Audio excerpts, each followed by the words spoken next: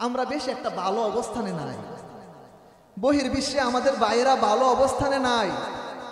আপনারা সোশ্যাল মিডিয়ার কল্যাণে দেখেছেন, বিভিন্ন সংবাদ মাধ্যমে দেখেছেন যে গাজাতে যুদ্ধবিরতি হওয়ার পরেও আমার মুসলমান ভাই বোন, ছোট ছোট নাবালেক মাসুম বাচ্চাদেরকে কিভাবে শহীদ করা হলো। এই ধরনের কাজ কখনো মানবতার কাজ হতে পারে না। এই মানবতা যেটা শিখায় সেটাই হচ্ছে ইসলাম। সম্মানিত হাজিরিন, আজ আমাদের পার্শ্ববর্তী দেশে উগ্রবাদীরা দেখি তারা মসজিদ ভাঙ্গা নিয়ে ব্যস্ত। আমাদের দেশে কিছু উগ্রবাদী তারা আবার মাজার ভাঙ্গা নিয়ে ব্যস্ত। নাউজুবিল্লাহি মিন যালিক। এই দুই দলের মধ্যে কোনো ফারাক পাইলাম না, পার্থক্য পাইলাম না। একদল মসজিদ ভাঙতেছে আর একদল মাজার ভাঙতেছে। আরে মাজার তো ইসলামের মূল কেন্দ্র, যেখানে মাজার আছে সেখানেই মসজিদ নির্মাণ হয়েছে। এই দেশ আবাদ করেছেন, ইসলামের দাওয়াত যারা দিয়েছেন, ধুতি ছেড়ে ইসলামী লেবাস যারা পরিয়েছেন, টুপি জুব্বা পাগড়ি যারা পরিয়েছেন, সেই ওলি আল্লাহদের সাথে বিদ্বেষ, যেটা আল্লাহ তাআলা বরদাস্ত করবেন না। আজকের দিনে তারা বিভিন্ন ব্যবসাখানা, খারাপ কোনো জায়গা, গান বাজনার আড্ডা, এগুলো ভাঙতে পারে না। যদি এতই সাহস থাকে মাজারের উপরে গেট কেন ভাঙবো? পারলে একবারে কবরটা খুলে দেখো না যে ভিতরের কি অবস্থা। সাহসে কুলাবে? কখনো না। বিভিন্ন সময় আপনারা সংবাদ মাধ্যমে কল্যাণে এখনো দেখতে পান যে 28 বছর 40 বছর হয়েছে, এতদিনের পুরনো কবরের ভিতর থেকে এখনো তাজা লাশ পাওয়া যায়। সম্মানিত হাজির, যাক আলোচনা দিকে যাচ্ছি না। মাহে রমজান উপলক্ষে আজকের এই মাহফিল, এই মাহফিলের প্রধান যে উদ্দেশ্য, এটা হচ্ছে কবরবাসীদের রুহের সওয়াব। গত বছর হয়তোবা এখানে এমনও লোক ছিল যারা আজকে মাটির উপরে নাই, ওই কবরে শুয়ে আছে। সামনের বছরও এমন হবে, আমরা যারা এখানে বসে আছি আমরাও থাকবো না, আমাদের মতো কেউ এসে এখানে আলোচনা করবে, আমরা থাকবো মাটির নিচে। সম্মানিত হাজিরিন, আমাদের সময় খুব অল্প। এই দুনিয়াতে আমরা মুসাফির হিসাবে এসেছি, মুসাফির বেশে এসেছি, বেশি দিন থাকতে পারবো না। মাগরিবেতে ডুবে যাবে বেলা, বেলা ডুবলেই আমাদের খেলা শেষ, আমাদেরকে চলে যেতে হবে। আজকে আমরা কবরস্থানগুলা অনেকে দেখি যে খুব ফুল দিয়ে সজ্জিত করে, যে কবরের উপরে আজকে ফুল দিয়ে টাইলস দিয়ে খুব সুন্দরভাবে সাজায়। কিন্তু এই উপরে তো আমার সামর্থ্য আছে দেখে সাজাইলাম, কিন্তু কবরের নিচে সেটাকে যদি জান্নাতের বাগান এই উপরের মতো ফুল দিয়ে সাজাতে চাই, সেখানেও আমাকে কিছু আমল করতে হবে। সেই আমলটা করতে হবে কোরআন এবং হাদিস অনুযায়ী, নবী সাহাবীদের দেখানো পথ অনুযায়ী, উলামায়ে কেরামদের, হক্কানি সুন্নি আলেমদের দেখানো পথ এবং মত অনুযায়ী। সম্মানিত হাজিরিন, যারা কবরবাসী হয়েছে তাদের জন্য তো আমরা দোয়া করার উদ্দেশ্যেই আয়োজন। কতই না সৌভাগ্য সেই মায়ের সন্তানেরা যারা আজকের এই মাহফিলের আয়োজন করেছে, তাদের বাবা মা, মৃত আত্মীয় স্বজনদের রুহের মাগফিরাত করার জন্য। আজকে ওনাদের সওয়াব কবরের মধ্যে পড়ছে।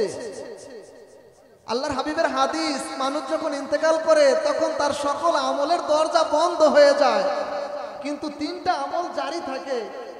তন্মধ্যে একটা আমল হচ্ছে, যদি আওলাদে চলে, নেক সন্তান রেখে যায়, ওই সন্তান যদি ওই বাবা মার জন্য দোয়া করে, সেই সওয়াব তার কবরে পৌঁছতে থাকে। সুবহানাল্লাহ।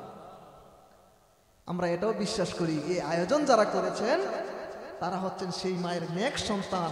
আল্লাহ তাআলা তাদের কবরের আযাব মাফ করে দেখ, সকলে বলি আমিন। কবরের আযাব তো রমজান উপলক্ষে এমনিতেই বন্ধ, আমরা আরো দোয়া করব কিয়ামত পর্যন্ত যেন মাফ হয়ে যায়, তাদের কবরগুলো যেন জান্নাতের বাগানে পরিণত হয়ে যায়, তাদের কবরগুলো যেন নূরে নূরান্বিত হয়ে যায়, তাদের কবরের সাথে আমাদের প্রিয় রাসূল পাক সাল্লাল্লাহু আলাইহি ওয়াসাল্লামের রওজা শরীফের জন্য একটা যোগাযোগ হয়ে যায়। সকলে বলি আমিন। সম্মানিত হাজিরিন, আমি আজকে পবিত্র কালামুল্লাহ শরীফ থেকে এখানে আয়াত তেলাওয়াত করেছিলাম।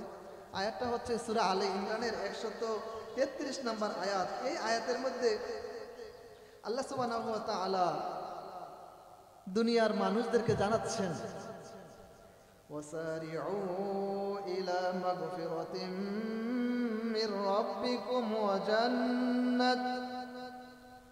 আল্লাহ বলতেছেন, ওহে দুনিয়ার মানুষেরা, তোমরা দ্রুত বেগে আল্লাহর মাগফিরাতের দিকে অগ্রসর হও এবং এমন জান্নাতের দিকে অগ্রসর হও আরদুহাস সামাওয়াতু ওয়াল আরদ, যার বিচরণ, যার ব্যক্তি হচ্ছে আসমান এবং জমিন ব্যক্তি। উইদ্দাত লিল মুত্তাকিন, যে জান্নাত তৈরি করা হয়েছে একমাত্র মুত্তাকিদের জন্য। বর্তমানে যে মাস, এই মাসটা হচ্ছে রমজান মাস। এই মাসে আমাদের উপর আল্লাহ তাআলা রোজা ফরজ করেছেন। রোজা ফরজ করতে গিয়ে আল্লাহ তাআলা কি বলেন? ইয়া আইয়ুহাল্লাযীনা আমানু কুতিবা আলাইকুমুস সিয়াম কামা কুতিবা আলাল্লাযীনা মিন ক্বাবলিকুম লাআল্লাকুম তাত্তাকুন। হে ঈমানদাররা, তোমাদের উপর রোজা ফরজ করা হয়েছে। আল্লাহ তাআলা অন্যান্য ইবাদত যখন ফরজ করেছেন, নামাজ যখন ফরজ করেছেন, রোজা, যাকাত যখন ফরজ করেছেন, তখন বলতেছেন আকিমুস সালাতা ওয়া আতুজ যাকাত, নামাজ কায়েম করো, যাকাত আদায় করো, আদেশ দিয়েছেন সরাসরি। কিন্তু রোজা ফরজ করতে গিয়ে আল্লাহ তাআলা এই ধরনের আদেশ দেন নাই, বরং বলতেছেন কুতিবা আলাইকুমুস সিয়াম, ওহে আমার আদরের বান্দারা, তোমাদের জন্য রমজানের রোজাটা ফরজ করা হয়েছে, ফরজ করা হয়েছে, যদি রোজাটা রাখো। সঙ্গে সঙ্গে এটা যেটা একটা কঠিন কাজ, সারাদিন না খেয়ে থাকাটা সহজ কাজ না। শুধু না খেয়ে থাকার নাম রোজা না, এর মধ্যে আরো আনুষঙ্গিক আরো অনেক বিষয় আছে। তো এরপরে আল্লাহ তাআলা বলতেছেন যে এই রোজাটা শুধু তোমাদের উপর ফরজ করি নাই, কামা কুতিবা আলাল্লাযিনা মিন ক্বাবলিকুম, যেমনি ভাবে তোমাদের পূর্ববর্তীদের উপরও ফরজ করেছিলাম, লাআল্লাকুম তাত্তাকুন, যাতে তোমরা মুত্তাকি হতে পারো। আর একটু আগেও আমি যে আয়াতটা তেলাওয়াত করলাম, সেই আয়াতের মধ্যে আল্লাহ ঘোষণা দিলেন যে আল্লাহ তাআলার ক্ষমা, আল্লাহর মাগফিরাত, আল্লাহর জান্নাত তাদের জন্য তৈরি করা হয়েছে, উইদ্দাত লিল মুত্তাকিন, যারা মুত্তাকি। সুবহানাল্লাহ। তো রোজা ফরজের আয়াতের মধ্যে আল্লাহ তাআলা শেষে বললেন কি? যে লাআল্লাকুম তাত্তাকুন, যদি রোজাটা রাখো তাহলে তোমরা মুত্তাকি হতে পারবা, আর যদি মুত্তাকি হতে পারো তাহলে তোমরা জান্নাতে যেতে পারবা। সুবহানাল্লাহ। এরপর 2 মাস পর আমাদের কাছে আবার আগমন করবে কুরবানির ঈদ। সেই কুরবানি আমরা হযরত ইব্রাহিম আলাইহিস সালামের সেই ঘটনাকে স্মরণ করি। হযরত আদম আলাইহিস সালাম থেকে সেই কুরবানি শুরু হয়েছে। সেই কুরবানির আয়াতের মধ্যে আল্লাহ তাআলা এভাবে ঘোষণা করেন, ওয়াতলু আলাইহিম নাবা ইবনাই আদম বিল হক। নবীজিকে বলতেছেন, রাসূল, আপনি আদম আলাইহিস সালামের 2 পুত্রের ঘটনা, যে সত্য ঘটনা, এটা আপনি সবাইকে বিশদভাবে বর্ণনা করে শুনিয়ে দিন। ইয করবা কুরবানান ফাতুকবিলা মিন আহাদিহিমা, যখন আদম আলাইহিস সালামের 2 পুত্র কুরবানি করেছিল, এক পুত্রেরটা কবুল হয়েছিল, ওয়ালাম ইউতাকাব্বাল মিনাল আখার, অন্যজনেরটা কবুল হয় নাই। যারটা কবুল হয় নাই সে বলতেছে ক্বালা লা আকুতুলান্নাকা, আমি অবশ্যই অবশ্যই তোমাকে হত্যা করব। হাবিল এবং কাবিল 2 ভাইয়ের ঘটনা বর্ণনা করতেছে। যাক, এই ঘটনা থেকে আমি যাচ্ছি না, শেষের অংশটুকু। যার কুরবানি কবুল হয়েছে সে বলতেছে ক্বালা ইন্নামা ইয়াতাকাব্বালুল্লাহু মিনাল মুত্তাকিন। যে হাবিলের কুরবানি কবুল হয়েছে, সেই হাবিল বলতেছে নিশ্চয় কুরবানি তো তারটাই কবুল হবে যে মুত্তাকি। সুবহানাল্লাহ। তাহলে এই 3টা আয়াতকে যদি আমরা একসাথে করি, তাহলে আয়াতের মূল সাবস্টেন্স যেটা পাই, এটা হচ্ছে আমাদেরকে তাকওয়াবান হতে হবে, মুত্তাকি হতে হবে। এখন তাকওয়া, এই তাকওয়াটা কি? তাকওয়া শব্দের মূল অর্থ হচ্ছে নিজেকে হেফাজত করা, বেঁচে রাখা। আল্লাহর নবীর সাহাবী হযরত ওমর রাদিয়াল্লাহু তাআলা আনহু, একদিন অন্য একজন সাহাবী হযরত উবাই ইবনে কাব রাদিয়াল্লাহু তাআলা আনহু। উবাই ইবনে কাব এমন সাহাবী যিনি কোরআন শরীফ খুব সুন্দর তেলাওয়াত করতে পারতেন।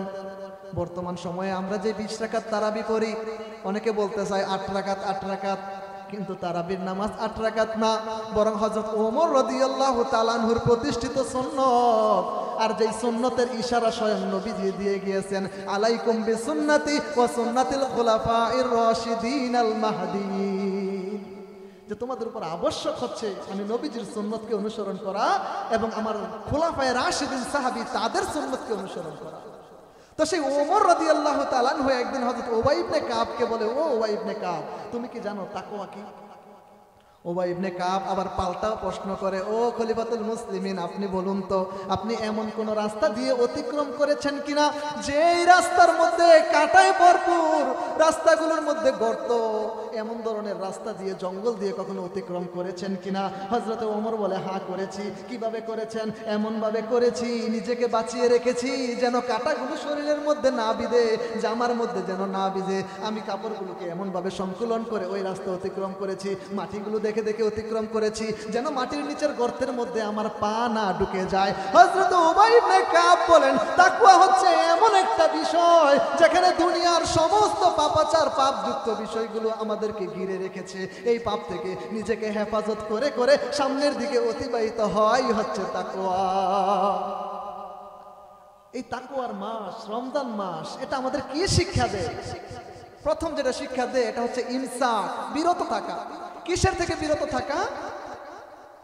সারাদিন পানাহার থেকে বিরত থাকা, এবং আরেকটা প্রাইভেট কাজ স্ত্রীর সাথে জায়েজ থাকলেও বিরত থাকা। এছাড়াও আরো হাদিস শরীফে এসেছে যেই ব্যক্তি তার কথাবার্তার মধ্যে অশ্লীলতা ত্যাগ করতে পারলো না, মানুষকে ধোঁকা প্রতারণা এগুলো দেওয়া থেকে বিরত থাকতে পারলো না, তার সারাদিনের উপবাস আমার কোনো কাজেই আসলো না। সম্মানিত হাজিরিন, অতএব সেই রোজা যেহেতু রেখেছি, রোজা রাখার মতো আমাদের রোজা রাখতে হবে। মানুষের সাথে কখনো খারাপ ব্যবহার করা যাবে না। হাদিস শরীফে এসেছে রোজাদারের সাথে কেউ যখন কোনো তর্ক বিতর্ক করে, মারামারি করতে চায়, তখন তিনি যেন বলেন আনা সাইম, আমি রোজাদার। রোজা মানুষকে সকল প্রকার খারাপ কাজ থেকে বিরত রাখবে, সেটাই হচ্ছে রোজা। কিন্তু অত্যন্ত দুঃখের সাথে বলতে হয় বর্তমান সময়ে আমরা মানুষের সাথে একটু শক্তি থাকলে ভালো ব্যবহার করি না। কিন্তু এটাও আমাদের মনে রাখতে হবে, এই যে কবরস্থানে যারা শুয়ে আছেন ওনারাও এক সময় আমাদের মতো শক্তি সামর্থ্যওয়ালাই ছিল, কিন্তু একদিন সোজা হইতে হবে, সবাইকে সোজা হইতে হবে। যত শক্তি থাকুক সোজা হইতেই